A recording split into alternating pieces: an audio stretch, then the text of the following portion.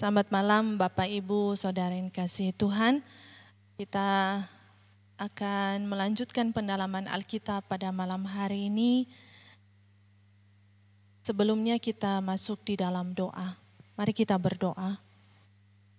Bapa di surga, kami sungguh bersyukur ya Tuhan untuk penyertaan Tuhan di dalam kehidupan kami. Engkau menyertai kami sampai pada hari ini. Terima kasih untuk kekuatan kesehatan yang Kau berikan bagi setiap kami.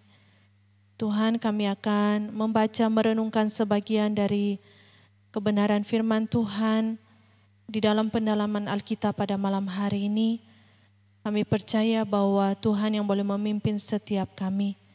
Terlebih hamba-Mu Tuhan, kiranya Tuhan boleh mengurapi hamba-Mu di dalam segala persiapannya. Terpujilah nama-Mu Tuhan. Di dalam nama Tuhan kami Yesus Kristus Allah kami yang hidup, kami berdoa dan mengucap syukur. Haleluya. Amin. Bapak Ibu Saudara, kita akan melanjutkan pendalaman Alkitab pada malam hari ini di dalam Injil Markus pasal yang keempat, ayat yang ke-21 sampai ayatnya yang ke-41. Saya akan bacakan untuk kita semua, Markus pasal 4 ayat 21 sampai ayatnya yang ke-41. Demikian firman Tuhan.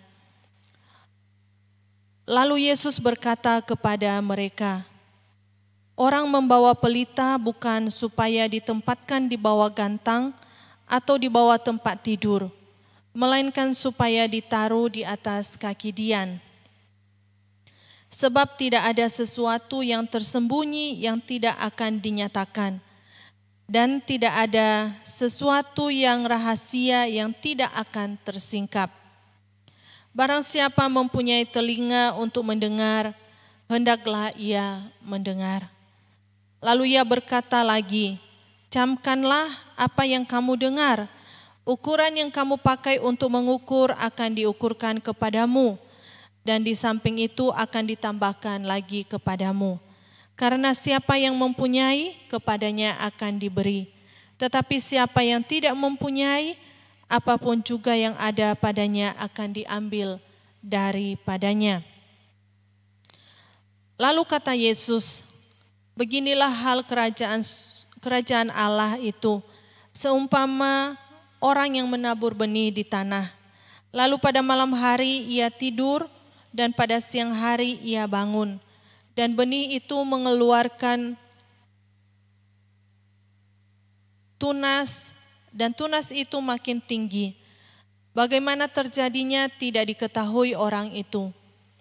Bumi dengan sendirinya mengeluarkan buah, mula-mula tangkainya, lalu bulirnya, kemudian butir-butir yang penuh isinya dalam bulir itu.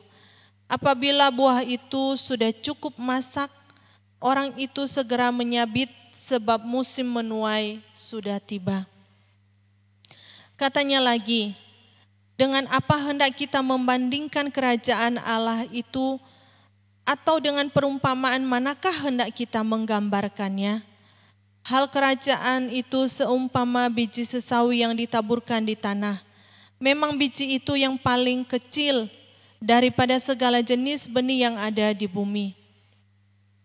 Tetapi apabila ia ditaburkan, ia tumbuh dan menjadi lebih besar daripada segala sayuran yang lain dan mengeluarkan cabang-cabang yang besar, sehingga burung-burung di udara dapat bersarang dalam naungannya.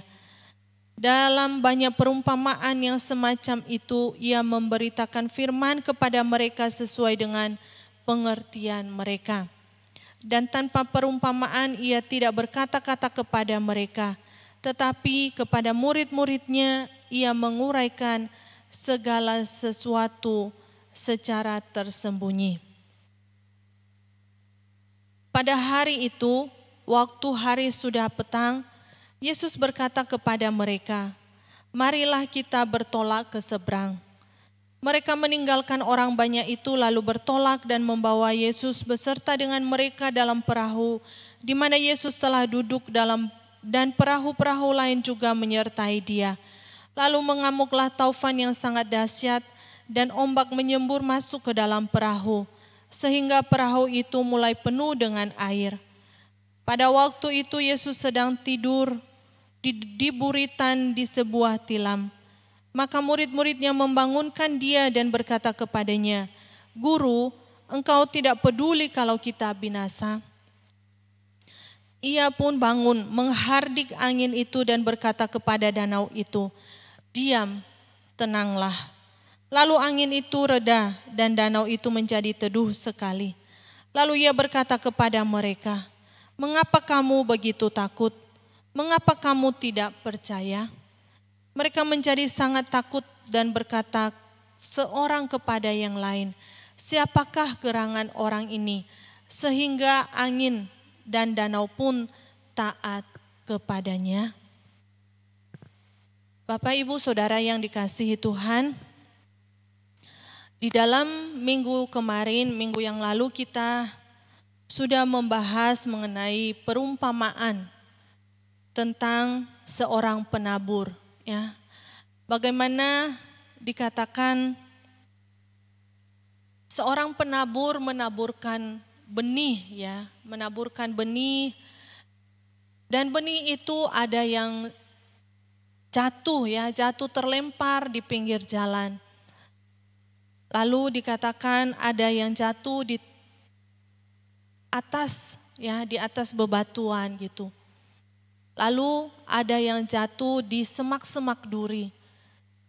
Dan ada yang jatuh di tanah yang subur, ya. Minggu kemarin sudah diuraikan sedemikian rupa bagi setiap kita, bagaimana kita boleh mengoreksi setiap diri kita masing-masing, ya. Kita berada di mana ketika firman Tuhan itu ditaburkan? Apakah firman Tuhan yang kita dengar itu hanya sekedar kita dengar dan seakan-akan firman Tuhan itu berlalu begitu saja? Firman Tuhan itu tidak mengalami pertumbuhan di dalam kehidupan kita. Firman Tuhan tidak membawa, ya, perubahan di dalam kehidupan kita. Bahkan dikatakan ketika benih itu ditaburkan, tumbuh sebentar lalu layu. Atau bagaimana ketika firman Tuhan itu ditaburkan, hati kita, ya, begitu terikat dengan segala yang ada di dalam dunia ini. Atau firman Tuhan ketika ditaburkan, kita membuka hati, ya, kita menerima firman Tuhan itu. Bahkan firman Tuhan itu boleh mengoreksi, boleh memperbaharui, boleh mengubahkan kehidupan kita. Bapak, Ibu, Saudara yang dikasihi Tuhan, ini yang boleh menjadi sebuah perenungan yang terus-menerus boleh kita gumulkan di dalam kehidupan kita sebagai anak-anak Tuhan, di tengah-tengah pengiringan kita kepada Tuhan. Pada malam hari ini, ya, kita akan melanjutkan di dalam ayat yang ke-21 sampai ayat yang ke-41. Bagaimana di dalam pasal yang keempat ini, ya, pola perumpamaan ini atau dikatakan juga sebagai kiasmus, ya, Bapak Ibu Saudara. Bagaimana kita boleh melihat di dalam secara keseluruhan pasal yang keempat ini saling berpasangan gitu, ya. Kalau kita boleh melihat kiasmusnya di dalam bagian ini, Bapak Ibu Saudara, ya, A itu merupakan pengantar narasi. Kalau Bapak Ibu bisa melihat di dalam ayat yang pertama sampai ayat yang kedua. Lalu B itu adalah perumpamaan tentang benih. Di dalam ayat yang ketiga sampai ayat yang ke-9. Dan C itu perumpamaan umum tentang kerahasiaan, ya, di dalam ayat yang ke-10 sampai ayat yang ke-11 di sana dituliskan.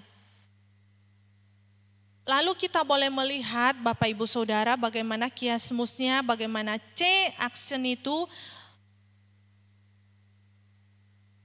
C itu berpasangan dengan C action itu di dalam perumpamaan tentang kerahasiaan. Jadi dia berpasangan di dalam ayat yang ke-21 sampai ayat yang ke-25. Tadi dikatakan di dalam ayat yang ke-10 sampai ayat yang ke-12. Lalu dia berpasangannya di dalam ayat yang ke-21 sampai ayat yang ke-25. Lalu kita boleh melihat di dalam B actionnya itu bagaimana dikatakan perumpamaan tentang benih.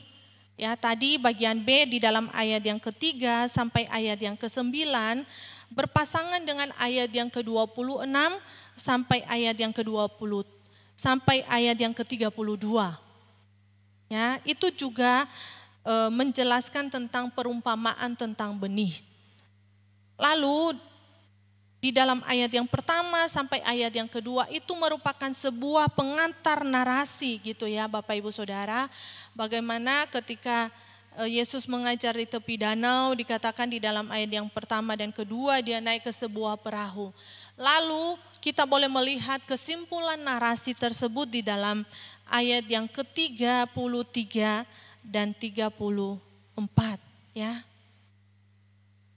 Bagaimana Yesus menyampaikan banyak perumpamaan kepada mereka, yang memberitakan firman kepada mereka sesuai dengan pengertian mereka. Lalu dia menyampaikan ya, menguraikan firman Tuhan kepada murid-muridnya secara tersendiri. Jadi Bapak Ibu Saudara, kita boleh melihat bagaimana di dalam pasal yang keempat ini saling berpasangan gitu ya, saling melengkapi di dalam penjelasannya. Bapak Ibu Saudara yang dikasihi Tuhan, kita boleh melihat di dalam bagian ini Bapak Ibu Saudara, kita masuk di dalam ayat yang ke-21 terlebih dahulu sampai ayat yang ke-25 ya. Bagaimana dikatakan di situ perumpamaan tentang pelita gitu ya dan ukurannya.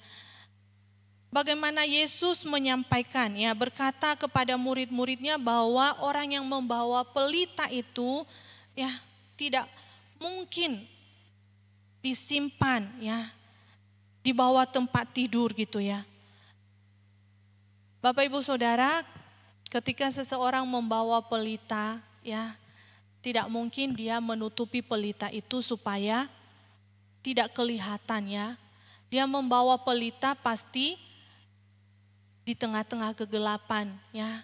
Tidak mungkin dia nyalakan pelita juga, seseorang menyalakan pelita dan sekitarnya ada terang.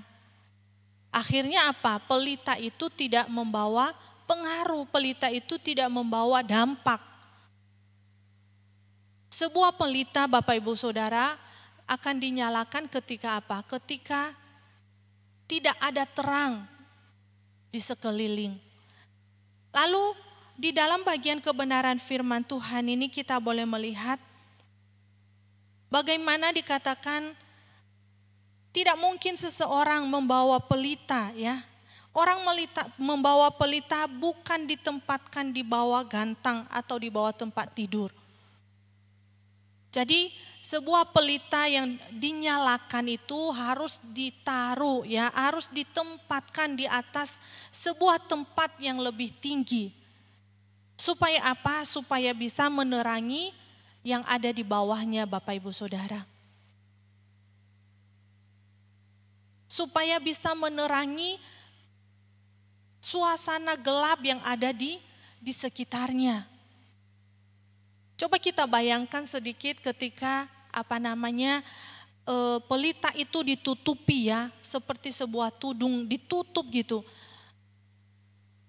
Otomatis pelita itu tidak membawa dampak apa-apa. Bahkan dikatakan ketika ditaruh di bawah tempat tidur, tidak membawa pengaruh.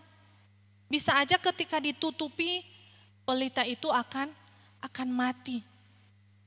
Sebuah pelita itu harus ditaruh di tempat yang lebih tinggi sehingga bisa menerangi yang ada di sekitarnya.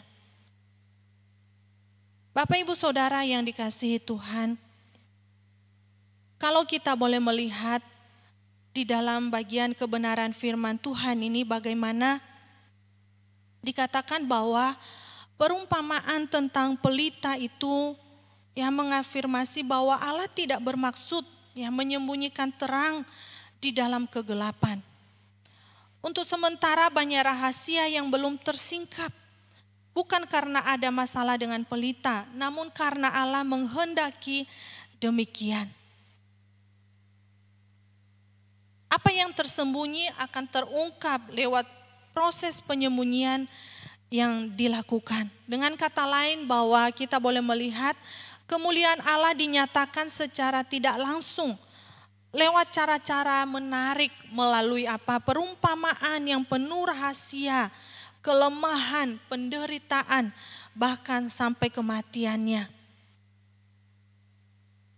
Kita boleh melihat bagaimana Bapak Ibu Saudara relasi Yesus dengan pemerintahan Allah akan menjadi semakin jelas setelah kematiannya di atas kayu salib dan kebangkitannya. Meskipun demikian Bapak Ibu Saudara, saat itu tetap tidak dapat dipahami oleh mereka yang dikatakan yang meraba-raba atau yang masih di dalam kegelapan. Banyak orang sampai akhir tetap tidak dapat memahami. Karena mata mereka telah dibutakan oleh hal-hal yang menyenangkan dari dunia ini. Karena telinga mereka telah ditulikan oleh segala hal yang membuat keriuhan, segala hal yang menyenangkan telinga mereka di zaman yang jahat ini. Bapak Ibu Saudara yang dikasihi Tuhan, kita boleh melihat di dalam bagian ini bagaimana dikatakan oleh Tuhan Yesus, sebab tidak ada sesuatu yang tersembunyi yang tidak akan disingkapkan. Mungkin di dalam kondisi situasi pada waktu itu, kerajaan Allah itu bagi banyak orang sesuatu hal yang membingungkan karena mereka tidak mengerti, mereka tidak mendengar gitu Maka kita boleh melihat bagaimana dikatakan di dalam ayat-ayat yang sebelumnya. Mereka tidak melihat, mereka sekalipun melihat, mereka tidak menganggap. Sekalipun mendengar, mereka tidak mengerti. Yesus menyampaikan kepada mereka melalui perumpamaan pun. Mereka melihat tetapi tidak menanggapnya. Mereka mendengar tetapi mereka tidak mengerti. Bapak Ibu Saudara yang dikasihi Tuhan, kita boleh melihat bagaimana dikatakan oleh firman Tuhan bahwa barang siapa mempunyai telinga untuk mendengar, hendaklah ia mendengar.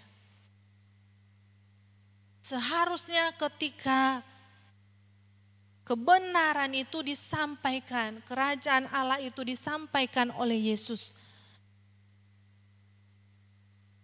membuka hati, membuka telinga untuk mendengar.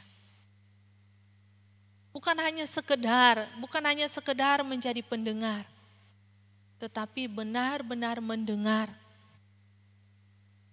Bapak Ibu Saudara yang dikasihi Tuhan, lalu kita boleh melihat bagaimana dikatakan bahwa perumpamaan tentang ukuran ini juga merujuk di dalam ayat selanjutnya. Perumpamaan tentang ukuran ini merujuk kepada cara-cara orang merespon kepada apa? Kepada terang itu sendiri. Ketika Yesus mengatakan, akulah terang dunia, ya. Bagaimana cara setiap orang untuk merespon kepada terang itu? Dia yang datang menerangi kegelapan itu. Lalu bagaimana Bapak Ibu Saudara ketika mereka tidak mendengar, ya, tidak peduli, akhirnya apa? Akhirnya mereka semakin terjebak di dalam apa? Di dalam ketidakacuhan, ketidakpedulian, ketidakpahaman.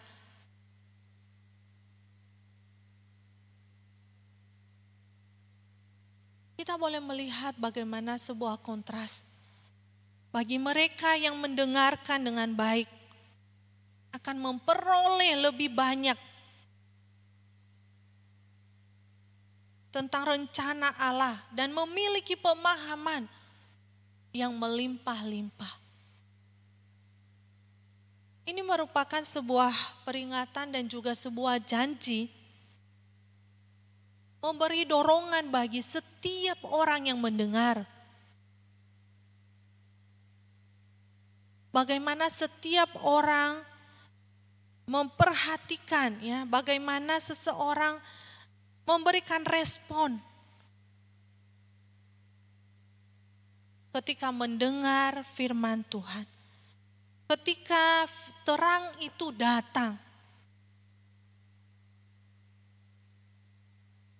Bapak Ibu Saudara yang dikasihi Tuhan. Ketika firman itu disampaikan, diberitakan, ya, kita perlu waspada. Jangan menutup telinga, menutup hati untuk tidak mendengar. Tetapi ketika kebenaran itu disampaikan, diberitakan, kita membuka hati, kita menerimanya.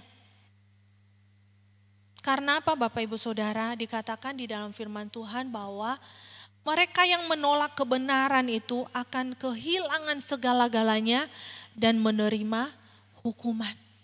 Menerima penghukuman. Ini adalah sebuah konsekuensi dari mereka yang menolak kebenaran itu. Bapak Ibu Saudara yang dikasihi Tuhan, ketika seseorang menolak kebenaran, sebuah peringatan yang disampaikan bagi kita bahwa ia akan kehilangan segala-galanya dan menerima hukuman. Menerima hukuman yang kekal. Maka mereka yang menerima dengan iman, ya, apa yang tersembunyi, yang mungkin seakan-akan masih belum terlihat dengan jelas, dikatakan mereka akan mendapat segala-galanya. Bapak Ibu Saudara yang dikasihi Tuhan,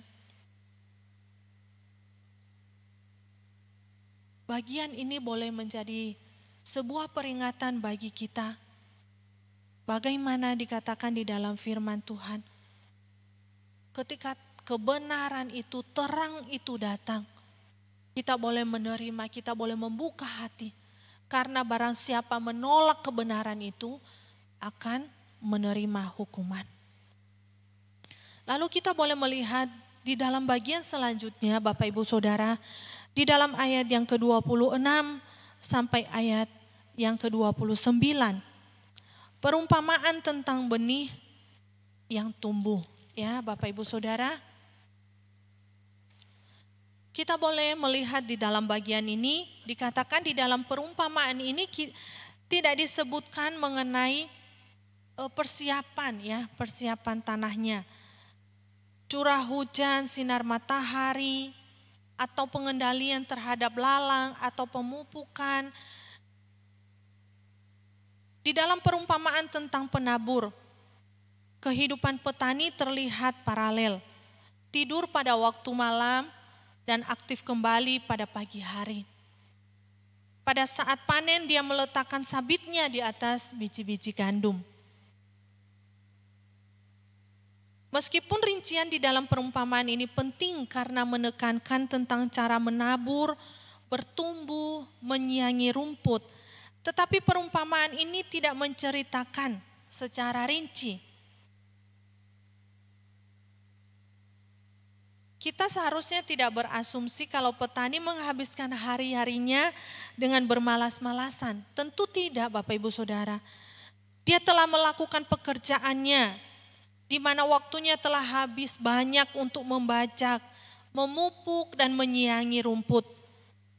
Selain tugas harian tersebut, dia harus membeli dan menjual, merencanakan dan menyiapkan panen.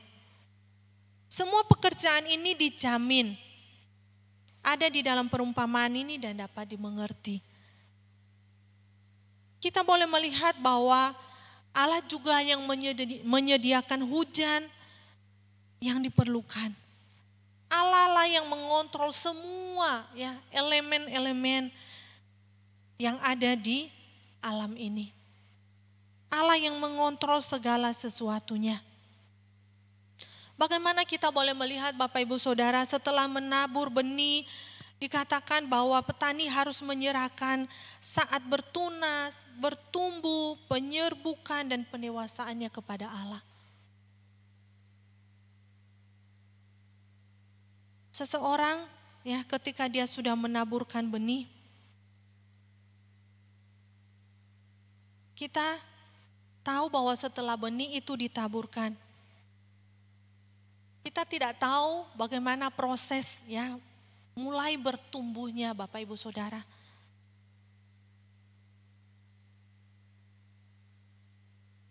Petani tidak dapat menerangkan kejadiannya. Sesudah gandum ditaburkan, dikatakan bagaimana biji itu menyerap udara yang lembab dari tanah. Lalu dikatakan mulai bertunas. Sesudah 1 atau 2 minggu daun-daun masih kecil muncul di permukaan. Tumbuhan mulai bertunas dengan cepat, bertambah tinggi dan bungkulnya mengembang. Kemudian pada saat telah tua, tibalah saatnya untuk menuai. Petani tidak dapat menjelaskan pertumbuhan dan perkembangan ini. Petani hanya seorang pekerja yang pada saat tertentu menabur dan menuai. Allah yang memegang rahasia kehidupan ini. Perumpamaan benih yang tumbuhannya dapat ditemukan di dalam Injil Markus. Maka kita boleh melihat bagaimana dikatakan, dimulai ayat ini di sana dikatakan, beginilah hal kerajaan surga. Bapak Ibu Saudara yang dikasihi Tuhan, kalau kita boleh melihat bagaimana dikatakan di dalam bagian ini ada banyak penafsiran-penafsiran ya Bapak Ibu Saudara. Namun kita boleh melihat bagaimana dikatakan ketika seseorang ya sudah menabur, dia tidak tahu seperti apa pertumbuhannya ya. Demikian juga ketika Yesus ya mengajar mereka untuk bersabar dan mengingatkan mereka akan proses pertumbuhan di dalam alam ini. Sesudah memberitakan firman, mereka dapat melakukan tugas biasa sehari-hari, sehingga mereka seharusnya tidak perlu repot dan resah. Tidur pada malam hari dan bangun pada pagi hari, dan melakukan pekerjaan yang harus dikerjakan.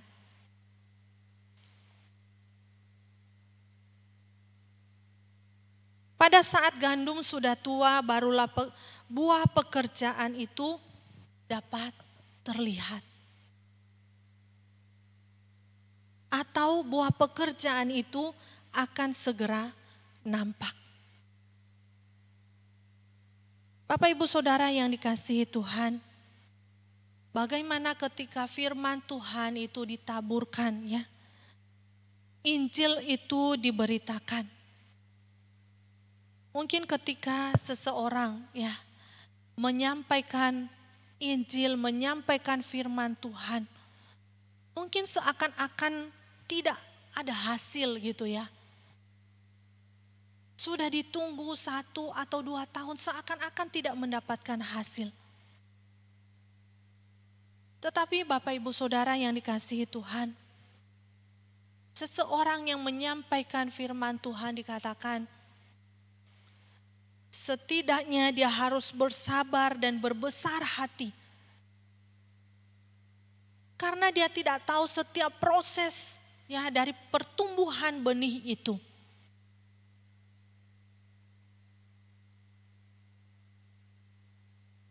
Dia harus sabar dan berbesar hati.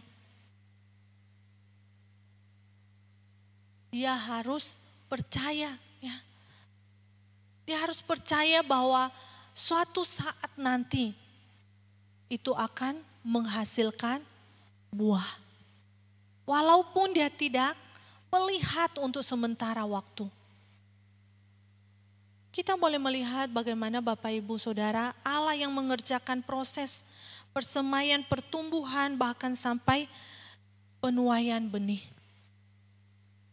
Buah adalah hasil dari benih. Akhir merupakan kelengkapan dari permulaan. Ukurannya besar yang tidak terhingga, berasal dari ukuran kecil yang tidak terhingga. Kita boleh melihat di dalam Filipi pasal yang pertama ayat yang ke-6 di sana dikatakan oleh Rasul Paulus, ia yang memulai pekerjaan yang baik di antara kamu akan meneruskannya sampai pada akhir pada hari Kristus Yesus. Ya. Dia yang memulai pekerjaan baik di antara kamu. Bapak Ibu Saudara yang dikasihi Tuhan, kita boleh melihat bagaimana di dalam perumpamaan ini seorang petani ya hanya sebagai asisten di dalam sebuah pekerjaan Tuhan.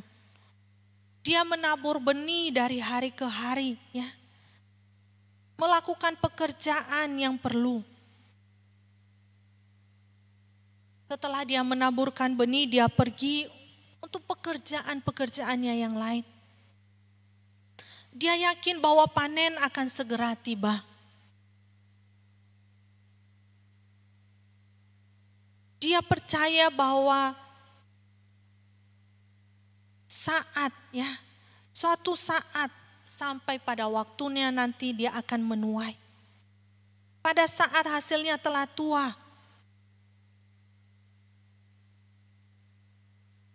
maka dia bisa memanennya. Bapak Ibu Saudara yang dikasihi Tuhan, setiap orang yang menyampaikan tentang kebenaran Tuhan, firman Tuhan, kabar baik tentang keselamatan di dalam Kristus Yesus. Sementara Allah melakukan pekerjaan yang penuh rahasia itu, yaitu pertumbuhan dan perkembangan. Dia yang memberi pertumbuhan, dia yang memberi perkembangan.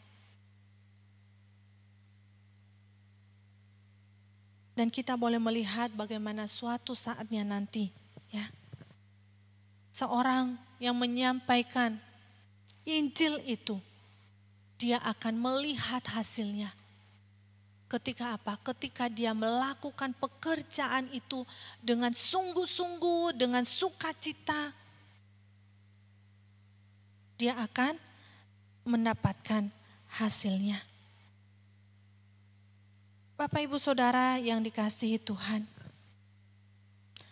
kita boleh melihat bagaimana dikatakan di dalam bagian ini bahwa kerajaan Allah ya suatu waktu nanti kerajaan Allah itu akan dinyatakan dengan segala kemegahannya. Ini merupakan sebuah ayat paralel di dalam Yoel ya, pasal yang ketiga juga. Tentang perumpamaan ini, pasal yang ketiga ayat yang ke-13. Ayunkanlah sabit sebab sudah masak tuayan. Ya. Bagaimana dikatakan pada akhirnya nanti perumpamaan ini menunjuk kepada hari penghakiman. Bapak Ibu Saudara yang dikasihi Tuhan, kita boleh melihat di dalam bagian ini, perumpamaan ini disampaikan, ya, diberitakan bahwa seorang, ya, mengabarkan Injil, memberitakan Injil. Mungkin dia tidak tahu bagaimana proses biji itu akan bertumbuh, bertunas, berkembang dan menghasilkan buah. Tetapi ketika dia mengerjakannya dengan tekun, dengan setia, suatu saat dia akan melihat hasil tuaian itu. Bapak Ibu Saudara yang dikasihi Tuhan, ini boleh menjadi sebuah perenungan bagi setiap kita sebagai anak-anak Tuhan, sebagai pelayan-pelayan Tuhan, pekerja-pekerja Tuhan. Bagaimana, apakah kita sudah memberitakan Injil keselamatan itu dengan setia, menyerahkan segala pertumbuhannya, perkembangannya kepada Tuhan. Lalu kita boleh melihat selanjutnya Bapak Ibu Saudara di dalam ayat yang berikutnya, bagaimana dikatakan di dalam ayat yang ke-30 sampai ayat yang ke-34. Ya. Bagaimana dikatakan perumpamaan, ya. Selalu Bapak Ibu Saudara setiap memulai, ya, perikop-perikop ini disampaikan dengan apakah kita membandingkan kerajaan Allah itu, ya. Selalu disampaikan, ya, kerajaan Allah. Bapak Ibu Saudara yang dikasihi Tuhan, perumpamaan tentang biji sesawi sangat kontras dengan perumpamaan gandum dan lalang, di mana perumpamaan biji sesawi ini sangat singkat. Yesus menggambarkan ukuran biji sesawi yang menakjubkan ini hanya dengan beberapa kata gitu ya Bapak Ibu Saudara. Kalau kita boleh melihat di dalam Injil Matius dan Lukas, di sana dikatakan adalah pohon gitu ya. Namun di dalam Injil Markus kita melihatnya dikatakan sayuran yang berkembang dari biji yang sangat kecil, ya Bapak Ibu Saudara. Biji sesawi ini sangat-sangat kecil sekali, ya, yang ditanam di kebun-kebun. Yesus menekankan perbedaan antara kecilnya biji dan besarnya sayuran dengan jelas. Dia tidak mengatakan sepatah kata pun tentang kualitas biji sesawi. Dia dapat menyebutkan kegunaannya untuk makanan dan obat-obatan, warna dan rasanya, tetapi yang dimaksudkan perumpamaan ini bukanlah tentang kualitas.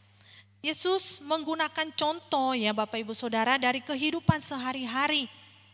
Kalau kita boleh memperhatikan di dalam masyarakat kita yang modern sekarang ini, tidak banyak orang yang mengenal ya tentang perkebunan gitu ya. Karena apa?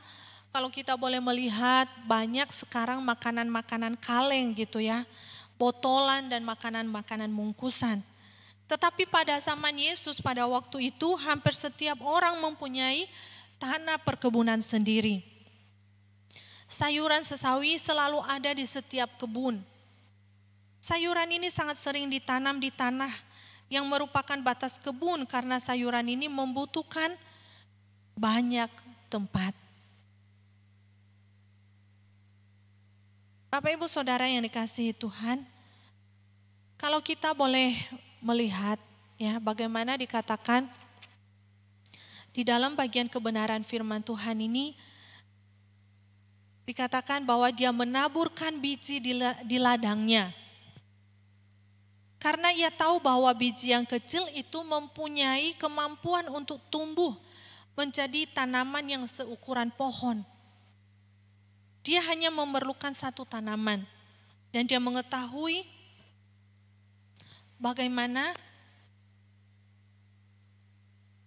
kekontrasan antara biji dan tanaman. Bapak Ibu Saudara, sebenarnya ukuran biji sesawi yang sangat kecil ini telah dikenal ya pada zaman dahulu ya. Baik Matius maupun Markus mengatakan bahwa benih sesawi ini adalah yang paling kecil dari semua benih yang lain, ya. Mungkin kalau kita membayangkan Bapak Ibu Saudara, kalau satu titik ya dari bolpen kita gitu ya, tinta itu ditaruh di sebuah kertas gitu ya, satu titik mungkin sekecil itu gitu ya kalau saya bayangkan Bapak Ibu Saudara. Karena paling kecil. Namun kita boleh melihat bagaimana Bapak Ibu Saudara, sebutir benih yang sangat kecil itu setelah ditanam dikatakan bahwa akan menjadi sebuah pohon ya. Kalau kita boleh melihat bagaimana Yesus mengajarkan kerajaan Allah menggunakan perumpamaan ini. Mungkin kelihatannya tidak penting dan tidak berarti ya kalau kita melihat dikatakan di dalam daerah Galilea pada zaman itu ya. Bagaimana Injil kerajaan Allah diberitakan oleh seorang tukang kayu yang beralih gitu ya Bapak Ibu Saudara. Mereka mengenal Yesus itu sebagai tukang kayu.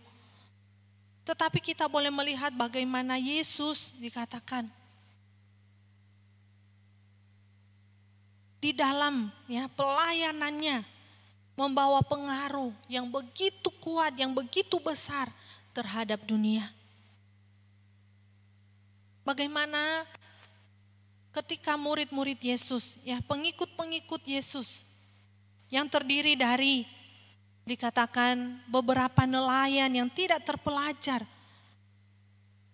namun diutus untuk menghasilkan murid-murid dari semua bangsa. Bagaimana murid-murid pengikut Yesus itu mengorbankan dunia dengan pesan keselamatan yang sampai pada hari ini diberitakan hampir di semua bahasa yang dikenal oleh dunia. Injil itu sudah tersebar bahkan sampai dikatakan sampai ke pelosok-pelosok, bahkan ada yang diterjemahkan dengan bahasa-bahasa daerah.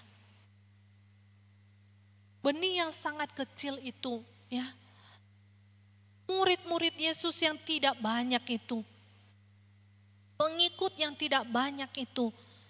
Dalam jumlah yang sedikit itu dikatakan bahwa sudah menjadi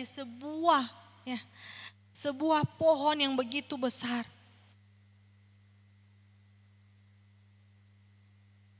Yang memberitakan ya, tentang Kristus, tentang Injil itu bagi setiap orang. Yang memberikan damai sejahtera. Apa Ibu Saudara yang dikasihi Tuhan? Kita boleh melihat bagaimana dikatakan di dalam kebenaran firman Tuhan ini.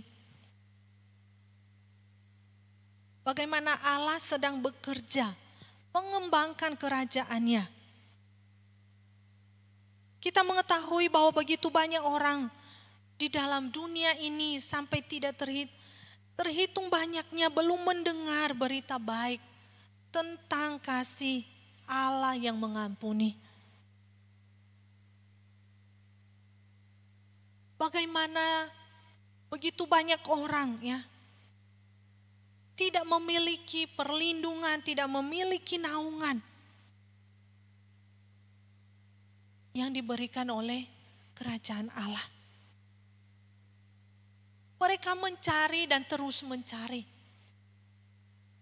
Mereka belum mendengar tentang Injil, mereka belum mendengar tentang kabar baik. Bapak Ibu Saudara yang dikasihi Tuhan, kita boleh melihat bagaimana perumpamaan ini dikatakan. Cabang-cabang pohon harus terus bertumbuh dan meluas sampai ke daerah-daerah yang masih membutuhkan Injil. Sehingga banyak orang dapat mendengar kabar sukacita itu. Maka dikatakan Bapak Ibu Saudara, ketika Injil tentang kerajaan Allah telah diberitakan untuk semua bangsa di dunia, kemudian akhir zaman itu tiba. Akhir zaman itu tiba.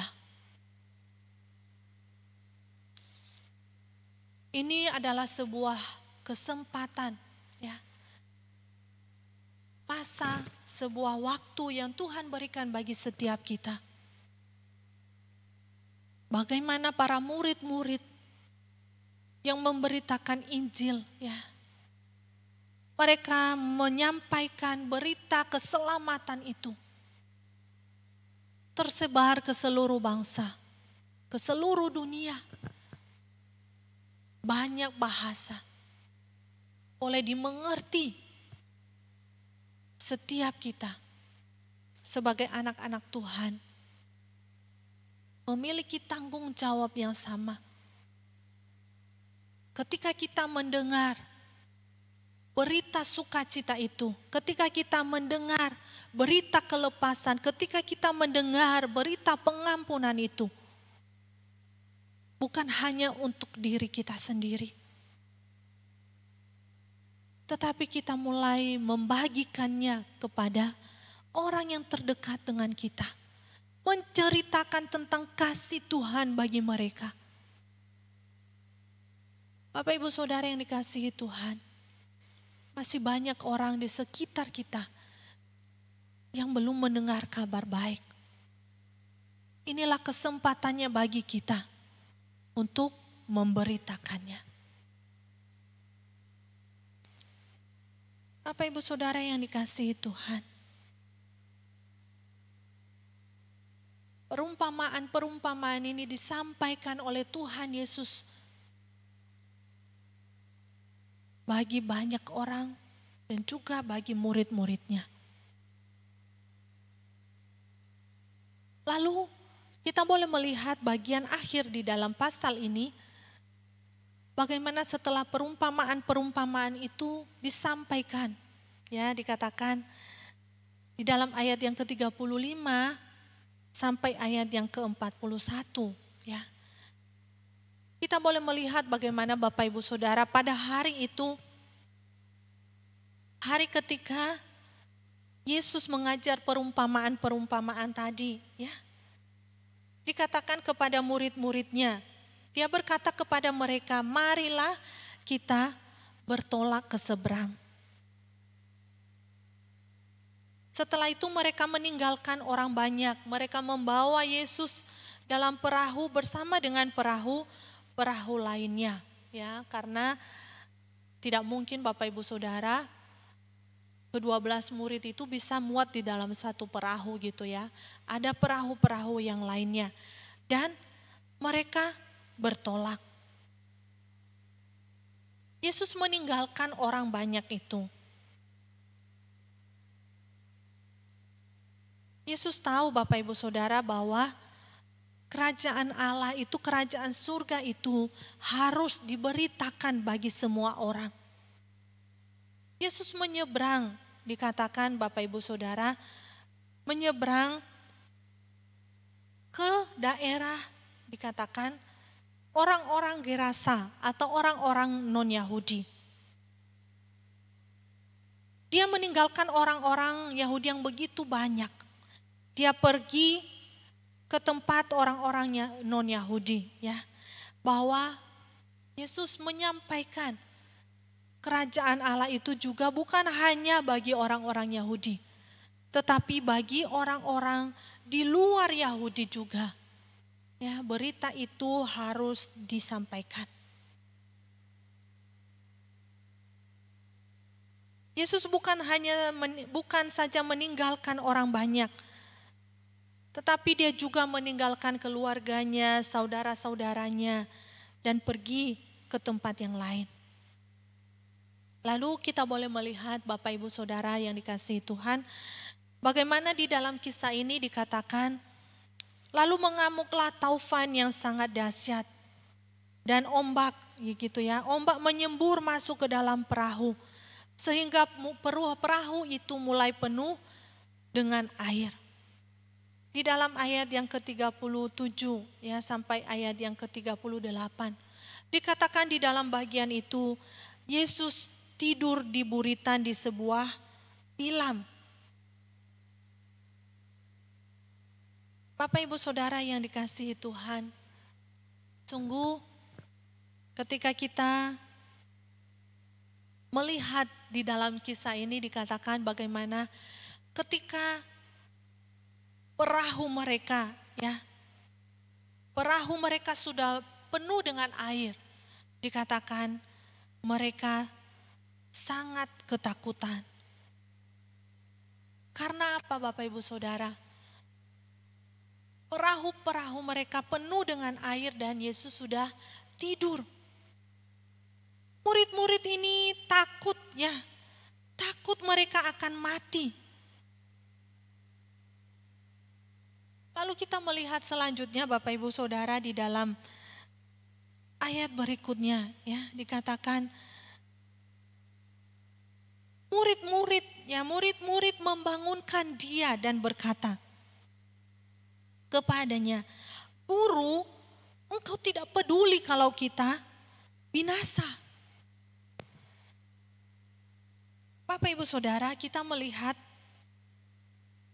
bagaimana mereka mulai di tengah-tengah ketakutan mereka berkata kepada Yesus, "Guru, engkau tidak peduli kalau kita binasa."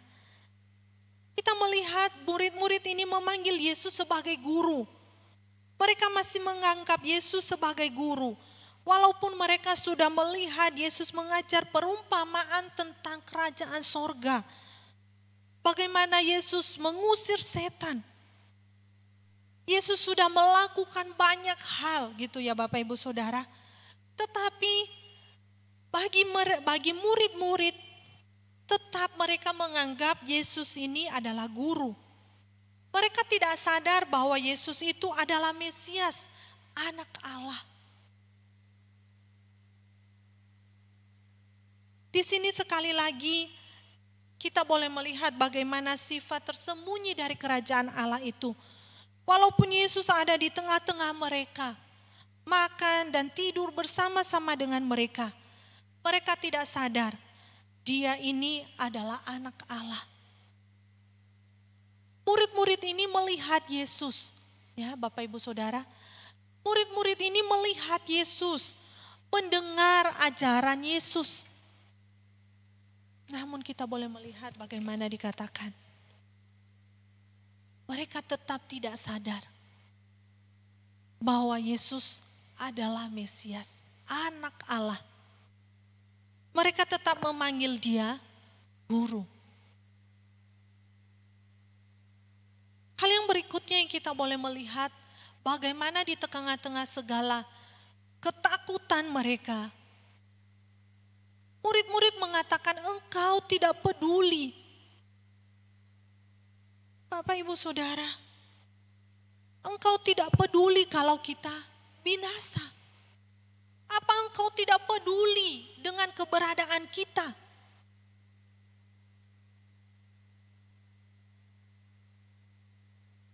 mereka bukan sedang mengharapkan Yesus meredakan angin gitu ya, angin taufan. Mereka tidak berharap itu. Karena apa?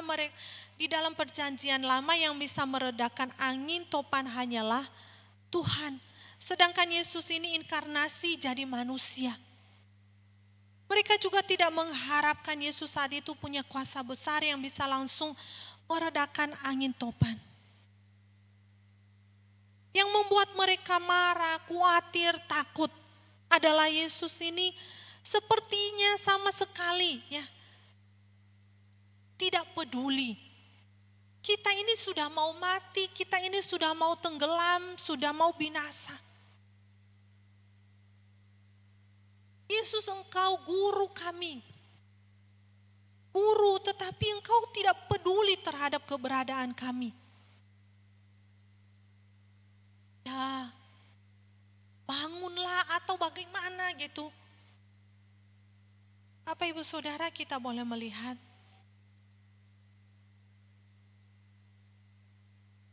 Mungkin hal ini juga seringkali ya terjadi di dalam kehidupan kita sebagai anak-anak Tuhan. Mungkin kita berkata seakan-akan bahwa Tuhan itu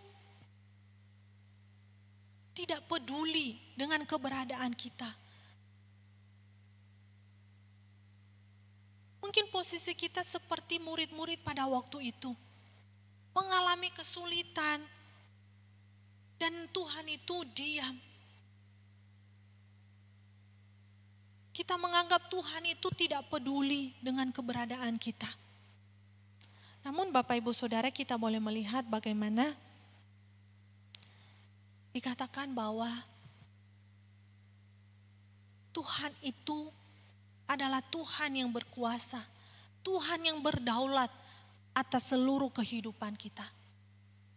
Mungkin kita merasa seakan-akan Tuhan itu diam di dalam segala kesulitan kita, di dalam segala keadaan yang kita alami.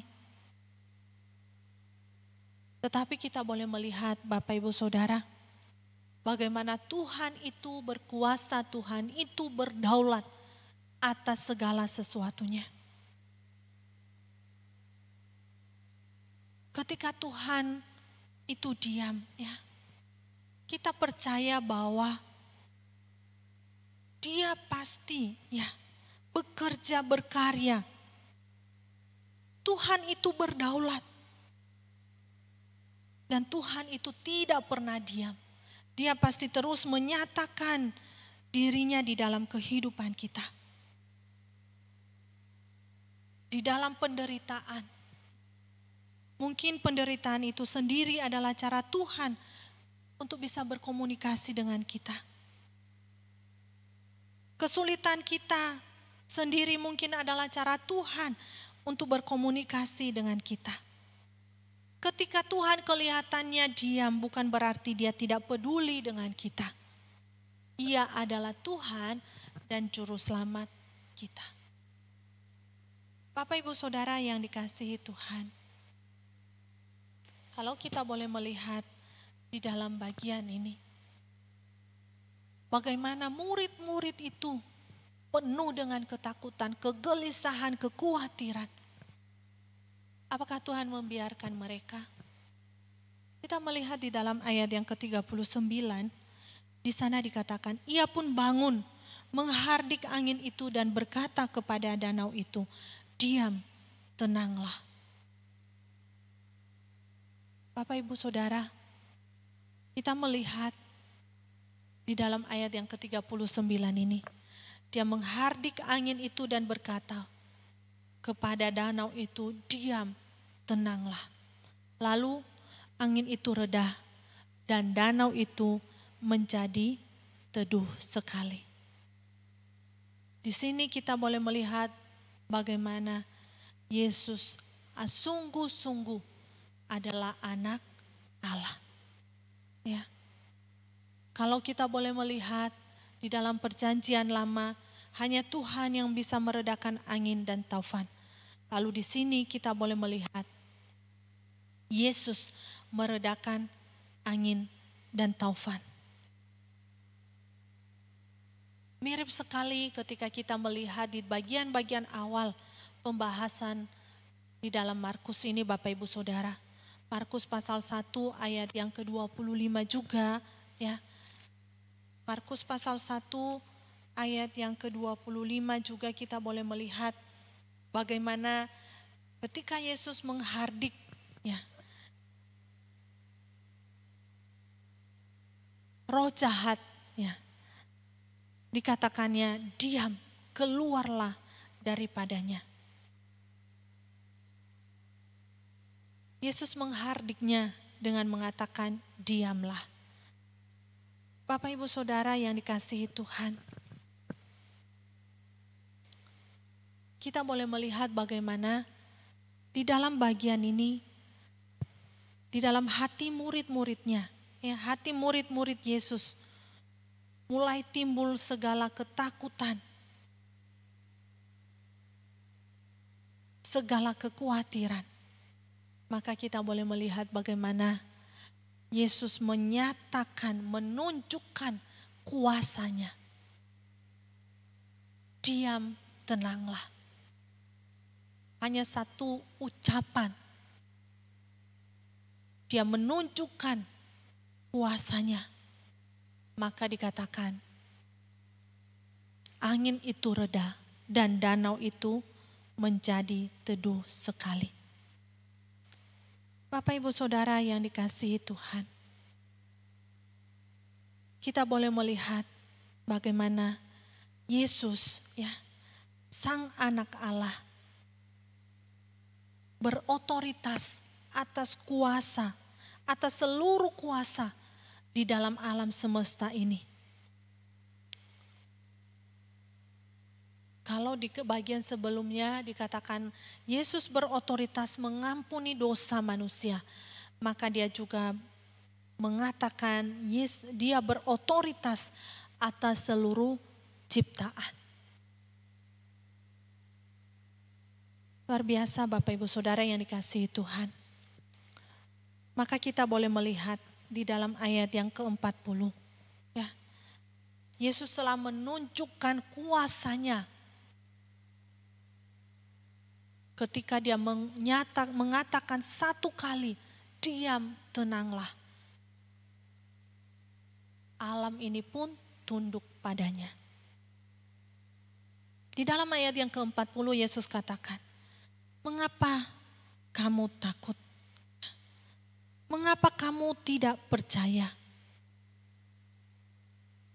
Bapak Ibu Saudara yang dikasihi Tuhan, kalau kita boleh melihat di dalam terjemahan yang lain ya, dikatakan mengapa kamu belum cukup percaya. Jadi ini bukan berarti murid-murid tidak ada iman sama sekali. Mereka ada iman tetapi tidak cukup. Mereka tidak percaya bahwa Yesus bisa menjamin keselamatan mereka. Mereka kurang percaya bahwa Yesus berotoritas atas seluruh ciptaan. Bukan hanya di atas seluruh ciptaan Bapak Ibu Saudara. Bahkan dikatakan atas dosa ya. Sampai dia mati di atas kayu salib. Bagaimana dikatakan? Kematian di atas kayu salib adalah kematian yang paling hina, paling memalukan. Namun dia telah menang dan mengalahkan maut. Sehingga dikatakan kita yang percaya kepadanya diberi kemenangan dalam menghadapi segala pergumulan hidup. Bapak Ibu Saudara, kita boleh melihat bagaimana di dalam bagian ini mereka ada iman, tetapi iman mereka belum bertumbuh ya, belum kuat menghadapi segala kesulitan.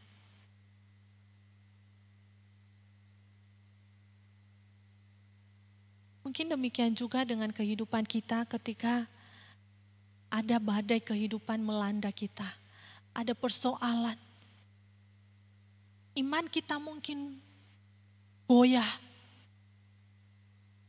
Tetapi kita boleh belajar bagaimana dikatakan di dalam firman Tuhan ini, Dia adalah Allah, Dia adalah Tuhan yang berkuasa. Dia menunjukkan kuasanya. Dia menunjukkan otoritasnya bagi seluruh alam semesta ini. Lalu Bapak Ibu Saudara, kita boleh melihat di bagian penutup ayat ini, mereka menjadi sangat takut dan berkata kepada seorang akan yang lain, siapa gerangan orang ini sehingga angin dan danau pun taat kepadanya. Rasa takut mereka di bagian ini bukan seperti takut karena angin topan tadi, melainkan adalah takut dan hormat. Mereka takut dan hormat, mereka kagum akan Yesus.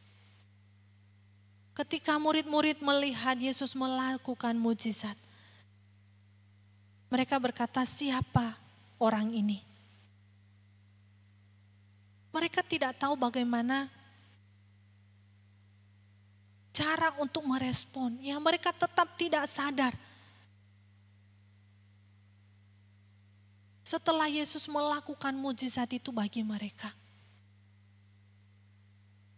mereka masih mempertanyakan siapa orang ini.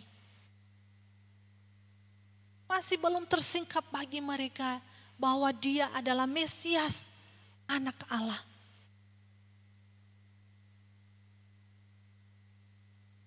Bapak Ibu Saudara yang dikasihi Tuhan,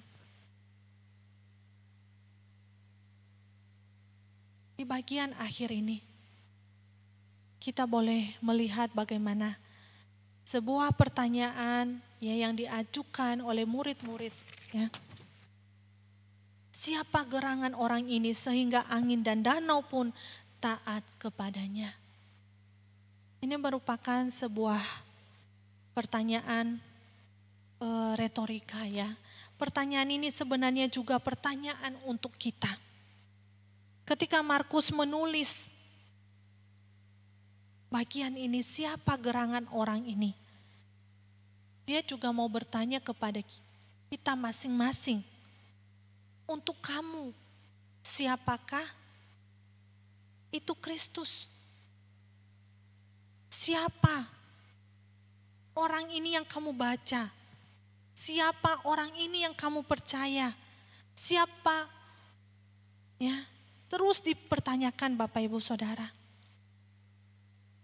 Orang yang sudah mati di atas kayu salib, orang yang sudah mengusir setan, orang yang sudah membangkitkan orang dari kematian, orang yang sudah menghardik angin topan. Lalu untuk kamu siapa Dia? Kita terus harus mempertanyakan di dalam kehidupan kita, masing-masing pribadi kita. Apa yang dikatakan oleh Markus? Dia adalah anak Allah. Ya. Selalu Bapak Ibu Saudara, kalau kita melihat di pendahuluan Injil Markus ini, selalu disampaikan kepada kita bagaimana tema besar, ya, Yesus adalah anak Allah yang diutus, ya, yang diutus ke dalam dunia ini, yang penuh kuasa, berdaulat, berotoritas atas seluruh alam semesta ini. Bapak Ibu Saudara yang dikasihi Tuhan, boleh menjadi sebuah perenungan bagi setiap kita sebagai anak-anak Tuhan lewat perumpamaan-perumpamaan yang disampaikan bagi setiap kita. Bahwa kita itu sebagai anak-anak Tuhan harus terus mengoreksi kehidupan kita. Apakah firman Tuhan itu ketika ditaburkan, ketika kita dengar, boleh membawa pertumbuhan bagi kehidupan kerohanian kita. Apakah firman Tuhan yang sudah kita dengar boleh menghasilkan buah? Kita beritakan bagi orang lain, kita sampaikan bagi mereka yang belum mendengar.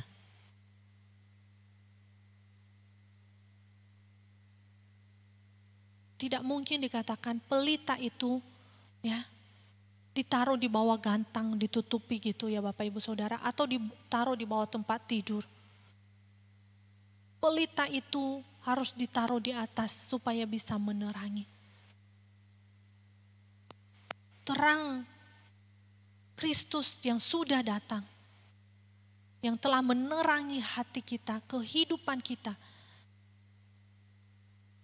kiranya boleh memperbaharui kehidupan kita. Sehingga iman kita terus bertumbuh. Iman kita boleh terus diperbaharui.